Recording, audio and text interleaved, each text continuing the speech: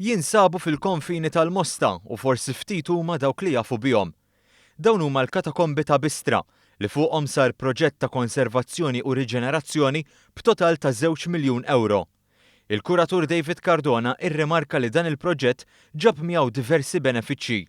Katakomba li kienet tbati minn problemi kbar strutturali issa nistgħu ngħidu li salvajnija u jista' jgawdiha il-poplu kollu. Barra minn hekk kien proġett li tagħna wkoll il-possibilità li nistudjaw iktar fuq l-iżvilupp ta' da sit importanti u fil-fatt sirna nafu ħafna affarijiet ġodda li qabel literalment ma konniex nafu. Dawn il-katakombi huma meqjusa bħala l-iktar katakombi paleo-kristjani importanti li jinsabu l-barra mir-Rabat. Immorru lura r-4 seklu wara Kristu u kien maħsub li ntilfu darba għal dejjem. Instabu fl-1891 u l-kumpless huwa magħmul minn 57 qabar f'16 ċimiterju.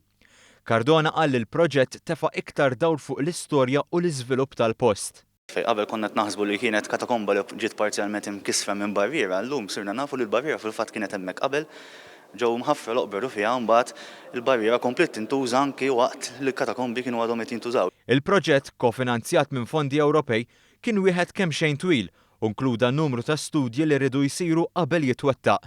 Studji fuq il-konservazzjoni inkluż kif qed jaħdem il-blat, studji ta' arkeoloġija kien sar skaf estensiv tul il-katakomba kollha, kif ukoll mbagħad studji arkitettoniċi biex illum tawna din il-binja li għandna llum. Binja unika li tagħti ambjent stabbli lil katakombi biex tonqos id-deterjorazzjoni. Il-Ministru għall-Ġustizzja, Kultura u Gvern Lokali Owen Bonnici qal li dan is-sit huwa wieħed mill-ħafna teżori mifruxa mal-Gżejjer Maltin. Irremarka li proġetti bħal dawn ikabru l-identità tal-post, f'dan il-każ il-Mosta. Tenna wkoll l-impenn li l-Gvern jieqpa' jagħti prijorità lil dan is-settur.